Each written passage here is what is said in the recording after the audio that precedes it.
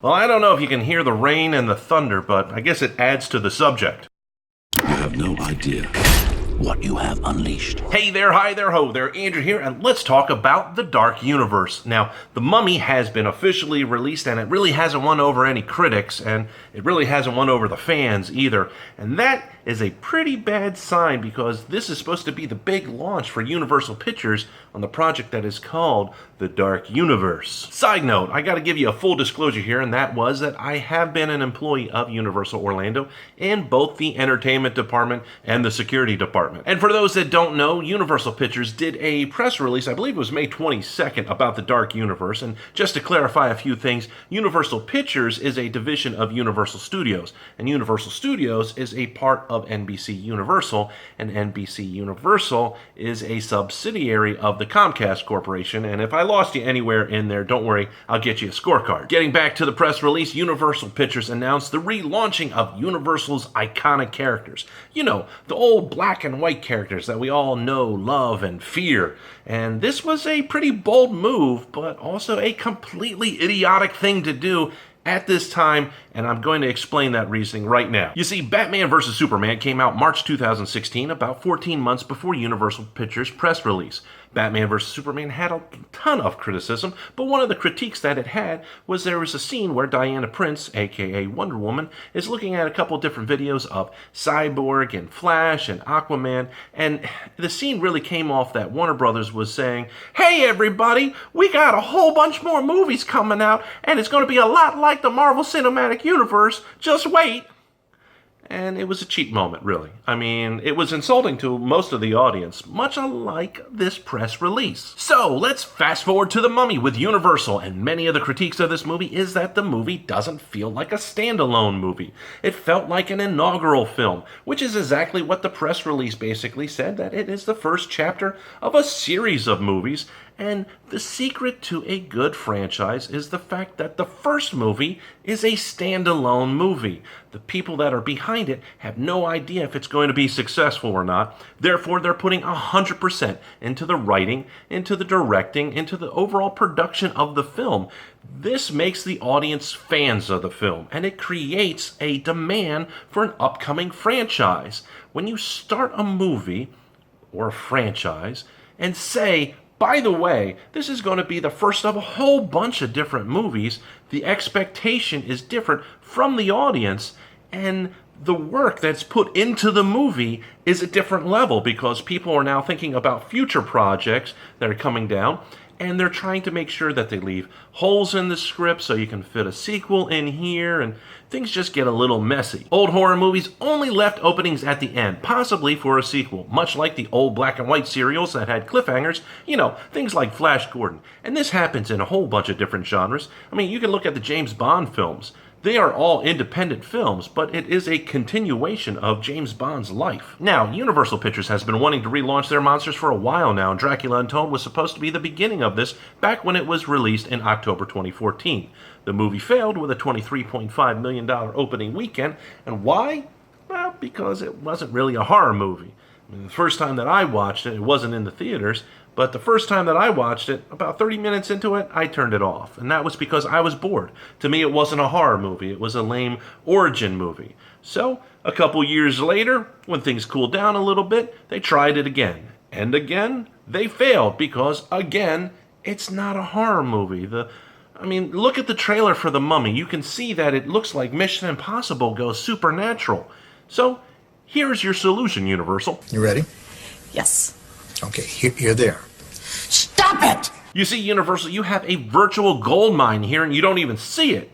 I mean, this is free advice that I'm giving you, but you should be paying me a high six-figure salary minimum to come up with the solutions that I'm doing here for you, because you could make hundreds and hundreds of millions of dollars, dare I say, get into the billion bracket, when you take into consideration the merchandising that comes with this. Disney had to go and acquire different companies like Pixar and Lucasfilm, Marvel, to play with all the goodies that they're playing with now. You already own all of this stuff. And let me say this money-wise, so you know what I'm talking about, and then I will give you some stories to work with here. You see, Wonder Woman's opening weekend was domestically, and that means U.S. only, $103.2 million for the opening weekend. Well, Andrew, that's just not fair. I mean, that's the third or fourth movie in the DC cinematic universe. Okay, if you're going to start giving me excuses, then I got some friendly advice for you. Stop it! Now, to answer that argument, you can go back to Iron Man back in 2008, when there was no Marvel Cinematic Universe. In fact, Disney did not own Marvel yet, and they made $98.6 million in a little over 4,000 theaters opening weekend. And adjusting that for inflation to today's dollars, that is about $111 million for opening weekend. Well, Andrew, that's just not fair. That's a superhero movie. Okay, so let's go into the realm of horror with the Texas Chainsaw Massacre back in 2003 before all the reboots started happening. That made a little over $28 million opening weekend with a little over 3,000 screens. So you adjust for inflation, that's about $37 million opening weekend, which is $5 million more than what The Mummy has done in their opening weekend with a little over 4,000 screens. But Andrew, that's a slasher movie. We're talking about The Mummy, and that's a different type of horror. Fine. You want to talk a Mummy? Then let's talk Mummy. Back in 1999, The Mummy had scored $43.3 million opening weekend with 3,200 screens, and adjusting for inflation, that is $63.76 million. That is almost twice the amount that The Mummy has made opening weekend with a little over 4,000 screens. And before you even give me any other excuse, let me just say this. Stop it or I'll bury you alive in a box! Let's get into some of the storyline here. I want to know why. Why is Dr. Jekyll the head of an organization called Prodigium in the movie The Mummy and in the Dark Universe? And that is not a knock on Dr. Jekyll. I am wondering, why is this secret organization called Prodigium? Why isn't it the Legendary Truth? I mean, you already created the Legendary Truth, a secret organization, years ago and tied it to a bunch of bad guys. I mean, this is the perfect way to usher in... You like what I did there? This is the perfect way to segue in... I didn't need a picture for that. This is the perfect way to bring in the Halloween Horror Nights brand into the Dark Universe. I mean, the classic monsters have been part of HHN for countless of years and has showed up countless of times. But does anybody remember the very first Halloween Horror Nights? It was called Fright Nights. And who was on the logo? Oh, look!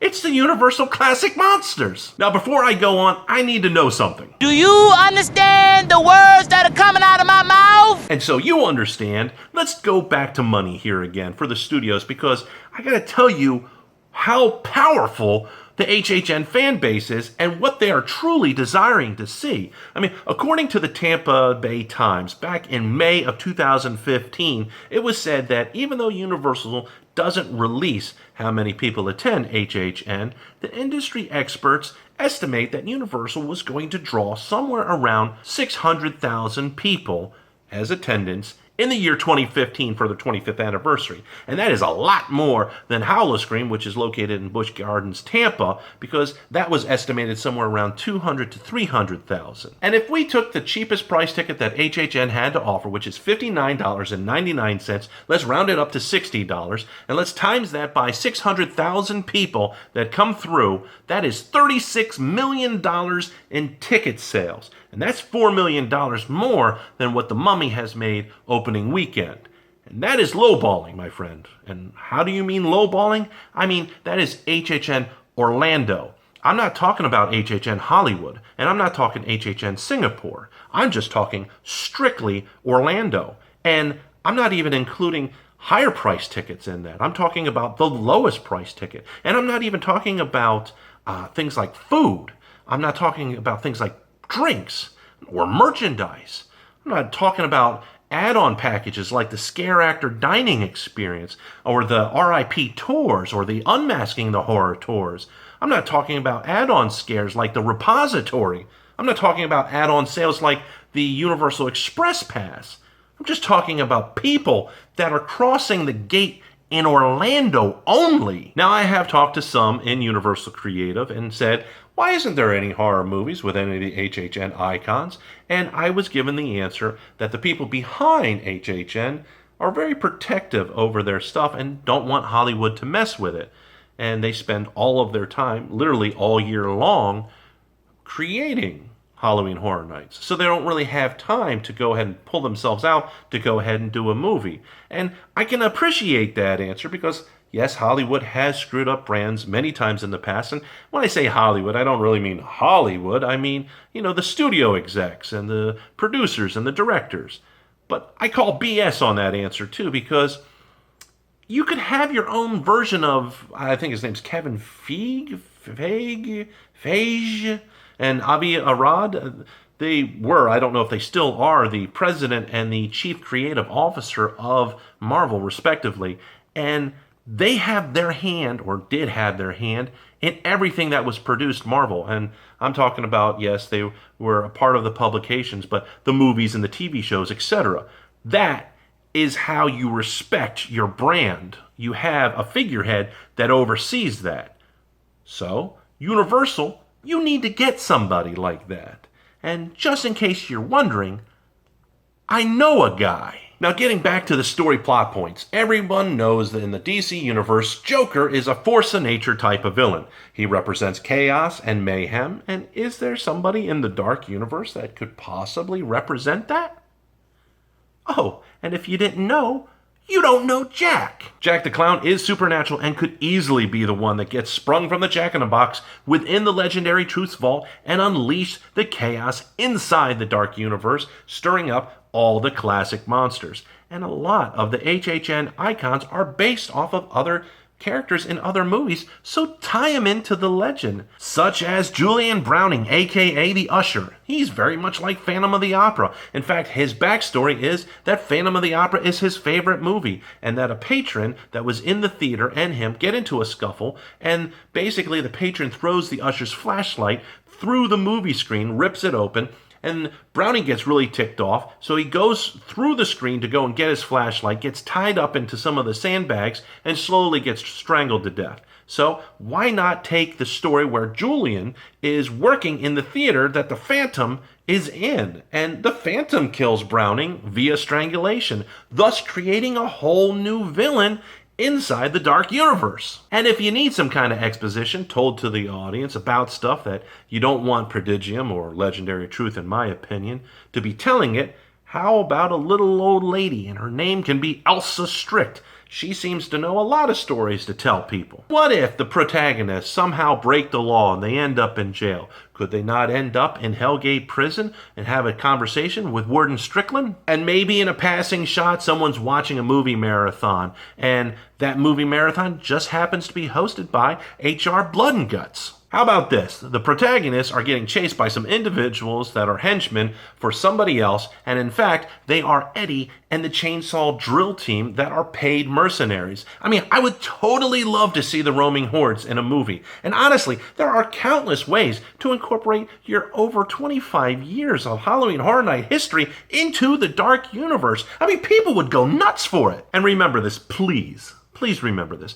The fan base that you have for Halloween Horror Nights has traveled all over the world to see Halloween Horror Nights. I have talked to some really cool people that have traveled not over just this country, but they have come from England and Scotland, Ireland, Germany. I mean, plenty of places, all to come into Orlando, Florida, just to be part of the Halloween Horror Nights experience. And I've talked to a great many of people also that have said that they can't afford to travel to Orlando, but they really enjoy Halloween Horror Nights, and they hope to be there one day. People rarely travel out of town to go and see a movie, let alone travel across the world, but they will for Halloween Horror Nights. So if you had these characters in movies, they would be turning out in all of the local theaters, literally in droves, and that would be a much bigger turnout than what you're getting right now. So Universal, if you truly want to welcome a bigger audience into a new world of gods and monsters, then contact me for a meeting.